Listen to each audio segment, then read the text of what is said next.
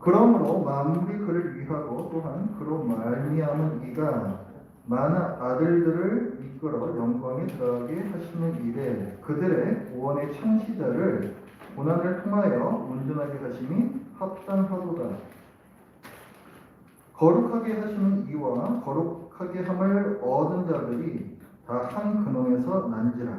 그러므로 형제라 부르시기를 부끄러워하지 아니하시고 이르시되 내가 주의 이름을 내 형제들에게 선포하고 내가 주를 교회 중에서 찬송하리라 하셨으며 또다시 내가 그를 의지하리라 하시고 또다시 볼지어다 나와 및 하나님께서 내게 주신 자녀라 하셨으니 자녀들은 혈과 육에 속하였으며 그도 또한 같은 모양으로 혈과 육을 함께 지니심은 죽음을 통하여 죽음의 세력을 잡은 자 곧 마귀를 멸하시며 또 죽기를 무서워함으로 한평생 내어 종로로 타는 모든 자들을 놓아주려 하심이니 이는 확실히 천사들을 붙들어 주려 하심이 아니요 오직 아브라함의 자손을 붙들어 주려 하심이라.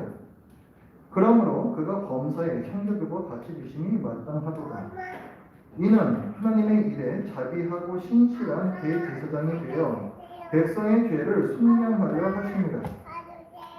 그가 시험을 받아 고난을 당하셨은즉 시험 받는 자들을 능히 도우실 수 있느니라. 그러므로 함께 하늘에 부르심을 받은 거룩한 형제들아 우리가 믿는 도리의 사도이시며 대제사장이신 예수를 깊이 생각하라. 그는 자기를 세우신 이에게 신실하시기를 모세가 하나님의 온 집에서 한 것과 같이 하셨으니 그는 모세보다 더욱 영광을 받을 만한 것이 마치 집 지은 자가 그 집보다 더욱 존귀함 같으니라. 집마다 지은 이가 있으니 만물을 지으신 이는 하나님이시라. 또한 모세는 장래에 말할 것을 증언하기 위하여 하나님의 온 집에서 종으로서 신실하였고 그리스도는 하나님의 집을 맡은 아들로서 그와 같이 하셨으니 우리가 소망의 확신과 자랑을 끝까지 굳게 잡고 있으면 우리는 그의 집이라. 아멘. 우리는 치열한 경쟁 사회를 살고 있습니다. 잘 살든 못 살든 그것은 자기 책임이라는 이데올로기가 지배하고 있는 이 세상 아래에서 낙오되지 않기 위해서 하루하루를 바쁘고 불안하고 힘겹게 삽니다. 그렇게 정신없이 살다가 문득 나는 신앙생활을 잘하고 있는가 생각이 들 때가 있습니다. 이렇게 신앙생활을 하면 되는가? 오늘 나는 그리스도인답게 살았는가? 말씀과 기도로 하나님과 교제하고 있는가? 하나님을 사랑하고 이웃을 사랑하고 있는가?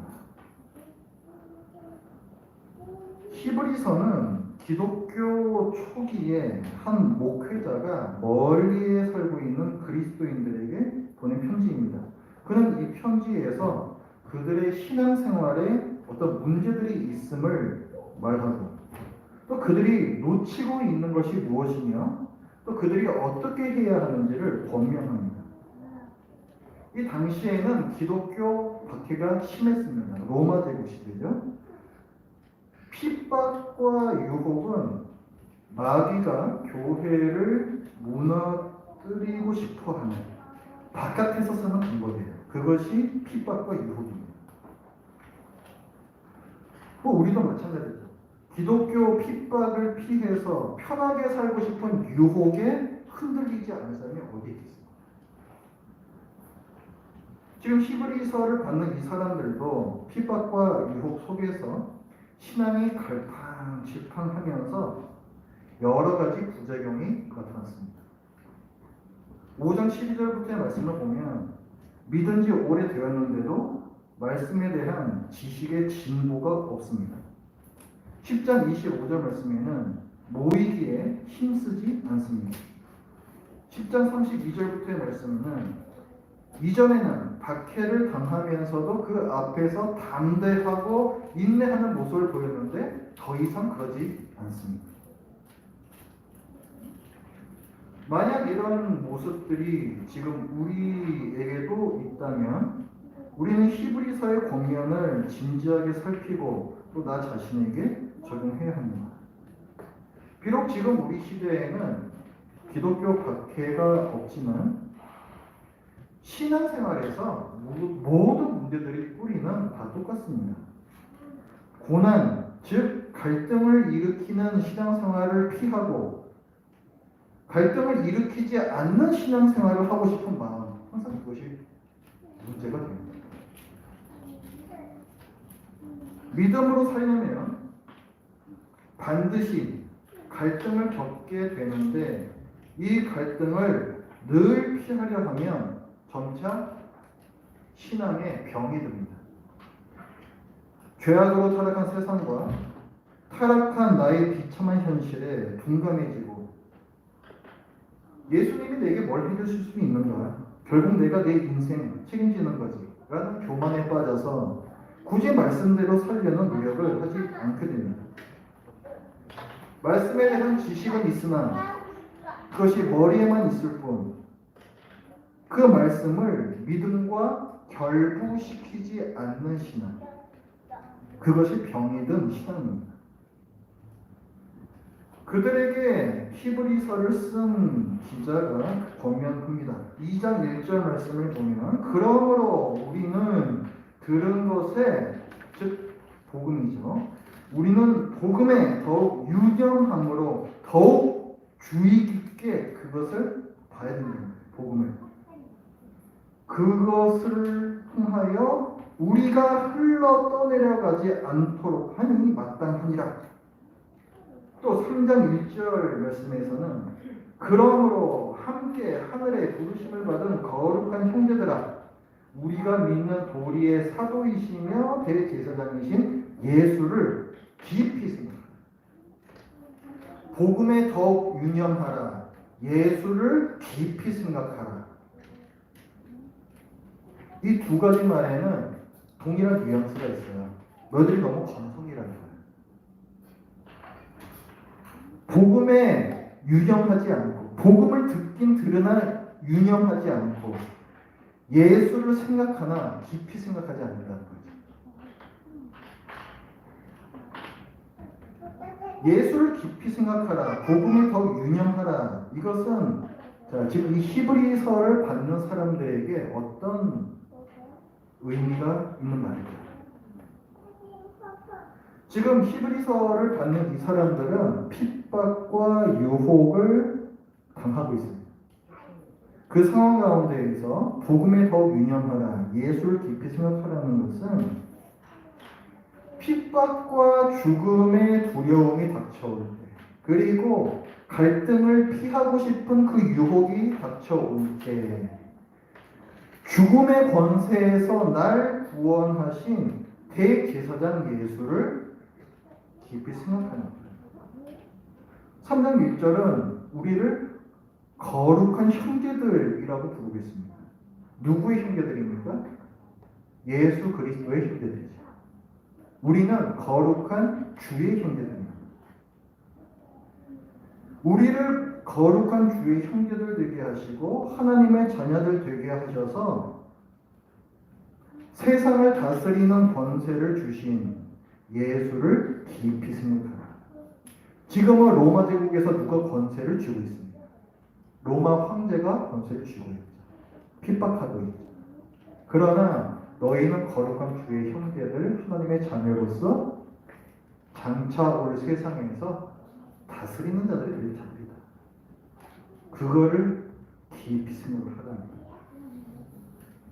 그리고 이 일을 이루신 예수 그리스도, 이 일을 이루시기 위해서 친히 고난받으신 예수님을 깊이 생각하는 것입니다. 예수님의 고난은 어떤 것입니까? 본래 하늘에서 영광의 보좌에 계셨던 아드님 하나님께서 우리와 똑같은 이 피와 살을 가진 이 몸을 가지고 이 세상에 오셨습니다. 성육신이라고 우리가 부르죠. 예수님께서는 하나님이시지만 우리와 똑같은 육신을 가지셨기 때문에 우리와 동일하게 연약하게 이 땅에서 사셨습니다.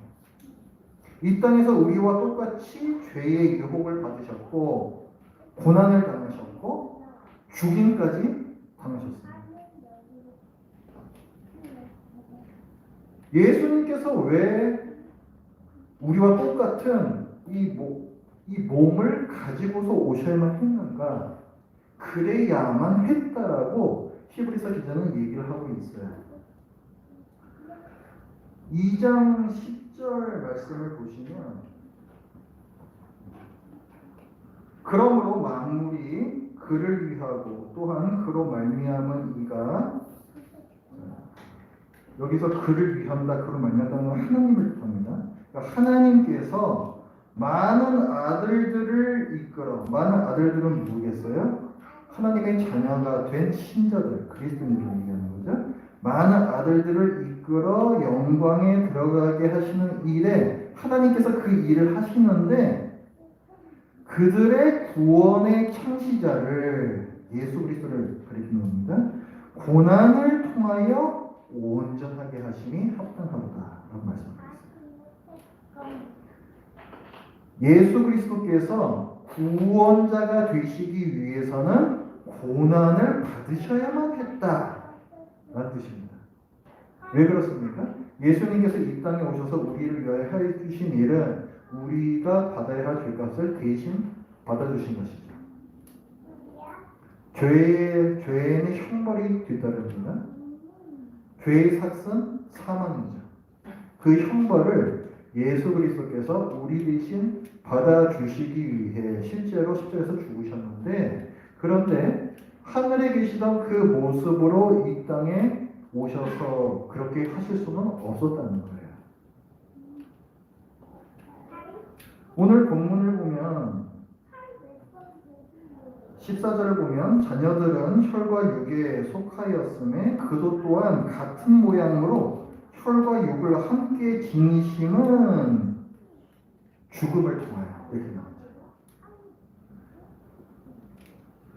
우리 대신 우리 죄값을 받으시려면 우리 대신 우리가 겪을 동일한 고통을 다 겪으셔야 됩니다. 그래야 죄값이 치러지는 거예요. 우리와 전혀 다른 영적인 존재로 오셔서 채찍에 맞는들 아프시겠습니까? 십자가에 못 박히신들 그것이 고통스러우시겠습니까? 고통을 당하지 않으면서 우리 대신 어떻게 죄값을 받아줄 수 있단 말이에요? 안 되는 거예요. 그래서 예수님께서는 하나님으로서 그 무한한 그 피의 가치를 우리 죄를 위해서 그 피를 흘려 주시되, 그러나 우리와 동일한 고통을 받으시기 위해 우리와 똑같은 혈과 육을 가지고 이 세상에 오셔야만 했다는 거예요.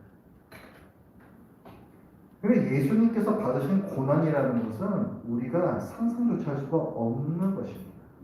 우리가 아직 경험하지 않는 그 죄의 삭신 죽음, 그 형벌의 고통을 받으신 거예요.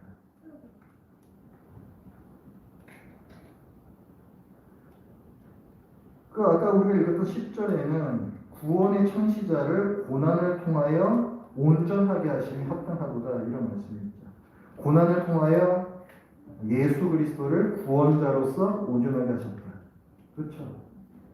이 고난을 받지 않으시고서는 우리의 구원자가 될 자격이 없습니다. 이 고난을 받으심으로써 온전하게 구원자가 될 수 있었다. 그 자격을 얻으셨다는 것이죠. 예수님께서 이런 고난을 받으신 목적이 무엇입니까? 14절부터의 말씀이 나와 있습니다. 14절 말씀을 보면 죽음을 통하여 죽음의 세력을 잡은 자 곧 마귀를 멸하십니다. 자, 죽음이란 단어 나오고 마귀라는 단어가 나왔습니다. 그 다음에 15절 말씀에는 또 죽기를 무서워함으로 한평생 내어 종노릇하는 모든 자들을 놓아주려 하십니다. 사람들을 죄와 죽음과 마귀의 권세에서 해방시키시기 위해서, 이게 두 번째 목적이에요. 또 10절 아까 우리가 말씀 읽었었는데 많은 아들들 이끌어 영광에 들어가게 하시라. 그러니까 예수 그리스도께서 하신 일은 말 그대로 구원이에요. 죄와 죽음과 마귀의 권세를 깨시고 그 권세 아래에 있던 우리를 이끌어서 영광에 들어가게끔 하셨다. 말 그대로 구원입니다. 히브리서 기자는 죽음에 대해서 죄의 삭스로 오는 그 죽음을 우리는 형벌로서 겪지 않게 되었다라는 이 사실을 얘기하면서 그러므로 신자들이 핍박과 죽음을 두려워할 이유가 없다라고 그렇게 보여집니다. 우리가 가장 싫고 무서워하는 고난이 죽음 아니겠습니까?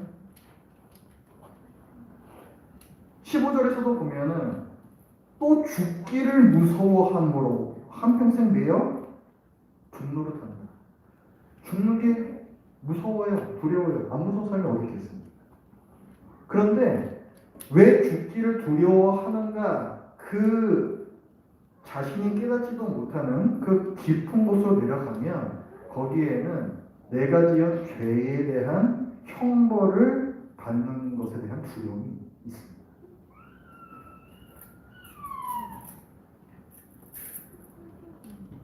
그런데 예수님께서 우리를 죄의 형벌로서의 죽음의 권세에서 구원해 주셨어요. 이것은 신자가 이 세상에서 죽지 않는다, 절대 그런 얘기 아닙니다. 신자 죽죠. 그리스도인들도 죽습니다. 그러나 신자의 죽음은 불신자의 죽음과 다르니 신자의 죽음은 이 땅에서의 고난의 삶을 끝내고 영광으로 들어가는 관문입니다. 불신자들은 그렇지 않죠. 지옥의 형벌로 들어가는 관문. 그것이 불신자들에게 죽음입니다. 그러나 신자는 영광으로 들어가는 관문. 예수님께서 우리 죄를 자기 피로 대속하셨기 때문에 이 일이 가능해졌습니다. 그래서 3장 1절에 보면 그러므로 권면합니다. 그러므로 우리를 위해 고난받으신 대제사장 예수님을 깊이 생각해라. 고난과 유혹 앞에 서 있는 너희들아, 우리를 위해 고난받으신 대제사장 예수님을 깊이 생각해라. 너희는 하나님의 부르심을 받은 거룩한 형제들이다. 예수님께서 고난받으심으로 하나님께서 세상에서 불러 구별해낸 주님의 형제들, 예수님의 거룩한 형제들인 우리는 어디에 있어야 할까요? 하나님의 부르심을 받은 자들이라고 3장 1절에 밝히고 있는데, 그럼 우리는 어디로 가야 할까요? 우리는 오늘 히브리서의 이 앞부분을 보고 있는데 이 편지의 결론부에서 방금 우리가 했던 그 질문에 답을 하고 있습니다. 13장으로 가보겠습니다. 히브리서 13장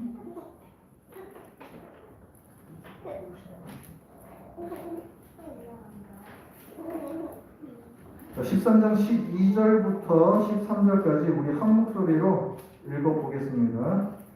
시작. 그러므로 예수도 자기 피로써 백성을 거룩하게 하려고 성문 밖에서 고난을 받으셨느니라. 그런즉 우리도 그의 치욕을 짊어지고 명문 밖으로 그에게 나아가라. 아멘. 어디로 나아가라고 얘기하고 있습니까? 영문 밖으로, 성문 밖으로 나아가라. 영문 밖은 도대체 뭐가 있는 곳일까요? 거기 11절 말씀을 보면 이렇게 되어 있습니다. 이는 죄를 위한 짐승의 피는 대제사장이 가지고 성소에 들어가고 그 육체는 영문 밖에서 불사릅니다. 이거 속죄제 제사입니다. 레위기 우리 예전에 공부한 적이 있죠? 속죄제. 자, 속죄제는 누구의 죄를 속죄하느냐에 따라서 그 제사 방식이 차이가 있습니다. 그런데 제사장이 그 피를 가지고 성소로 들어가는 것, 이것은 온 백성, 그 회중의 죄 혹은 뭐 제사장들의 죄, 그러니까 이 죄의 등급이 더 높은 경우예요. 그런 경우에는 일반적인 속죄제하고 다르게 이 제물을 처리합니다.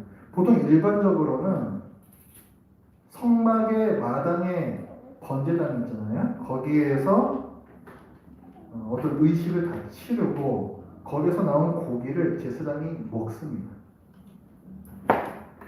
그런데 이런 온 백성의 죄를 속죄해야 하는 이런 더 등급이 높은 죄를 속죄제로 드릴 때에는 그 고기에 대한 그 제물에 대한 죄의 오염도가 굉장히 심각하다 해서 그래서 제사장이 못 먹게 돼 있어요.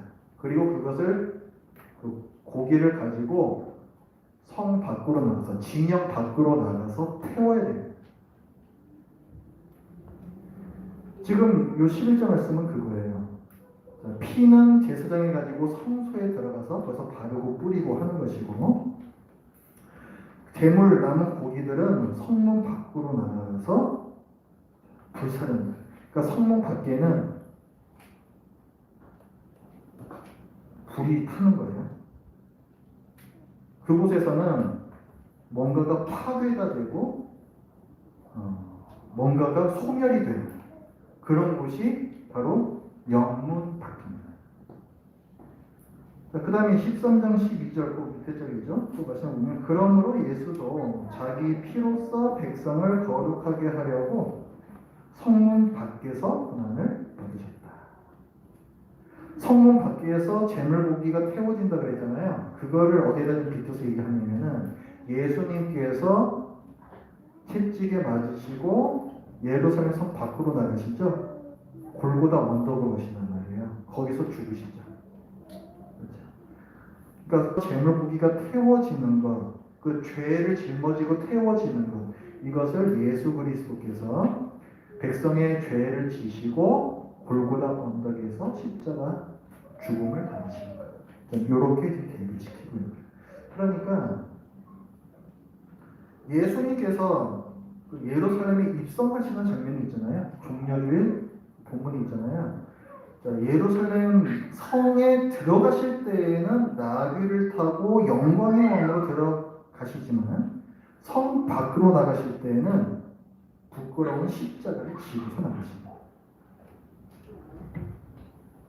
히브리서 기자는 우리가 있어야 할 곳이 어딘지를 얘기해줘요. 우리도 그 예수님의 뒤를 따라야 한다라고 얘기합니다. 그게 그 13절의 말씀입니다. 그런즉 예수님께서 그렇게 하셨음즉 우리도 그의 치욕을 짊어지고 영문 밖으로 그에게 나아가자.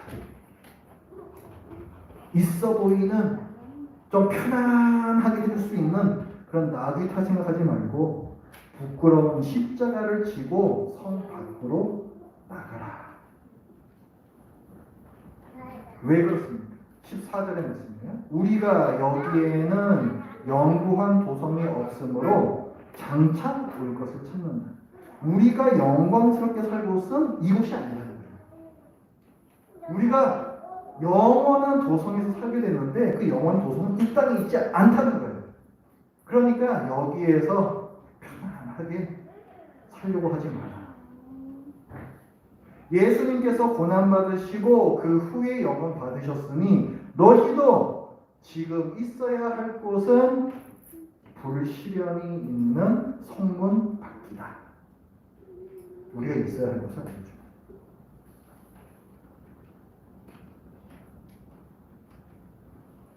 그 13절 말씀에 보면은 이렇게 끝나요.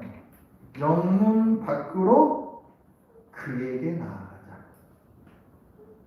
예수님은 영문 밖에 계십니다. 하늘에서 영광의 보좌에 앉아 계신 주님께서는 또한 이 땅에서 말씀에 순종하기 위해 부끄러운 십자가를 지는 고난받는 신자들과 함께 계시다. 그러므로 고난과 유혹 앞에 서 있는 신자들은 영문 밖으로 나가서 기꺼이 고난을 받는 삶을 살아야 됩니다. 복음에 더욱 유념하는 신자, 또 세상에 흘러 떠내려가지 않는 신자, 그리고 예수님을 깊이 생각하는 신자는 반드시 고난이 있는 성문 밖으로 나갑니다. 결코 성 안에 안주하려 하지 않아요. 성 밖에서 우리는 주님을 증언하고 또 찬송합니다. 13장 15절. 그러므로 우리는 예수로 말미암아 항상 찬송의 제사를 하나님께 드리자. 이는 그 이름을 증언하는 예술의 열매입니다. 성문 밖에는 분명 불시련, 고난이 있다고 했는데 그곳에서 우리는 찬송의 제사를 드립니다.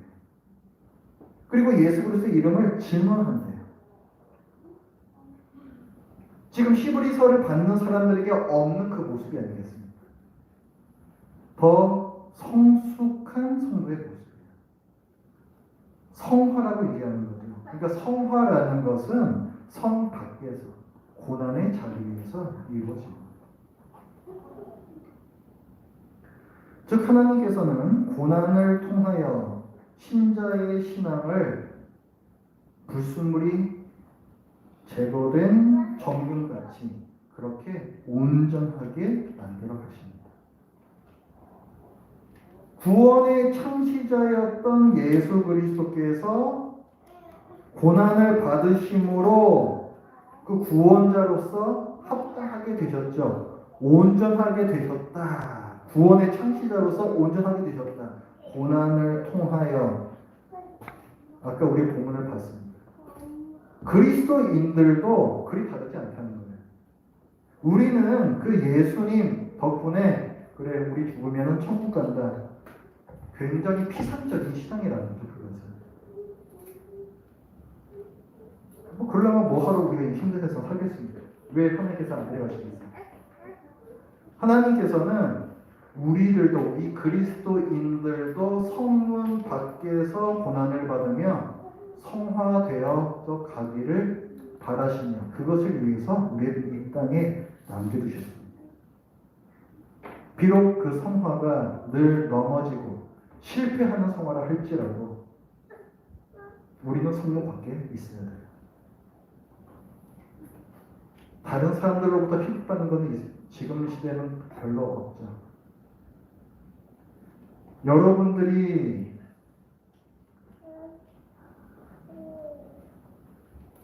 하나님을 사랑하고 이웃을 사랑하라는 이 계명을 실천하기 위해서 노력하신다면 여러분에게 반드시 어려움이 옵니다. 여러분의 어떤